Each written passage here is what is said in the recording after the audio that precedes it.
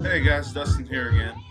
I just wanted to respond to EzaVinylAddict's most recent video post. He was asking if everybody was a really obsessive compulsive collector, if they decided to collect every album in a band's catalog.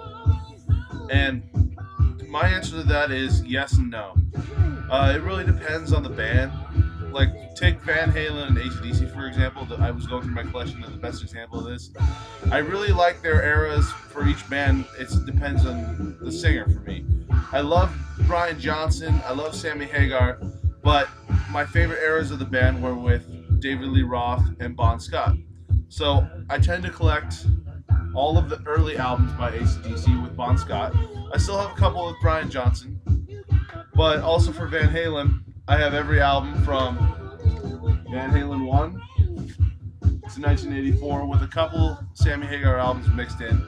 But for those periods that I really love by a band, I'll collect every album for those that decade in a band's career. But the other albums, just if I find one that's a good price or it's one of my favorite albums of that time, I'll collect that. But I don't really need to collect every album by that. Now, on the other end of this argument is if I'm really into a band. Like, take Kiss for an example. You guys, after 2 videos, you guys obviously know that I'm obsessed with Kiss. I have every album Kiss released on vinyl except for Revenge, which was one of their harder ones to find, but I'm not going to get into that right now. But for Kiss, I have everything from their early stuff to...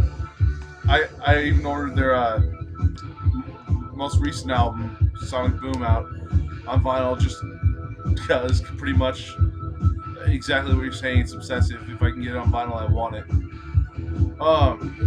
Another question you asked is greatest hits. What's my opinion on that?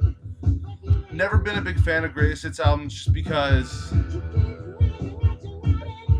in my opinion, most of the songs on a greatest hits album aren't their greatest hits. They're good songs, they're radio-friendly songs, but usually they're just average.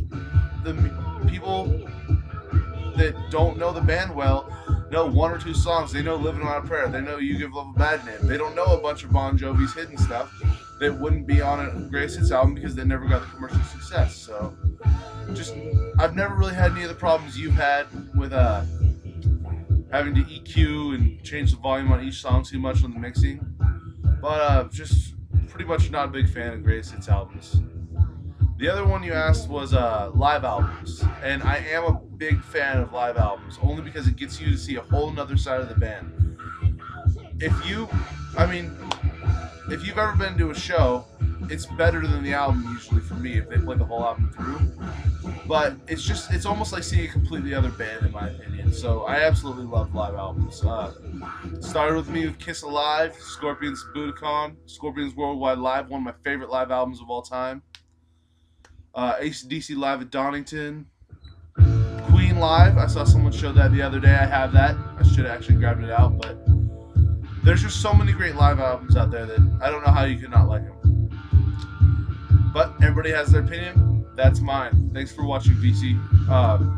Please subscribe, leave a comment, let me know what you think. Tell me I'm wrong, tell me I'm right. See you guys. I'm going to do my traditional, don't look while I turn this off. Bye, guys.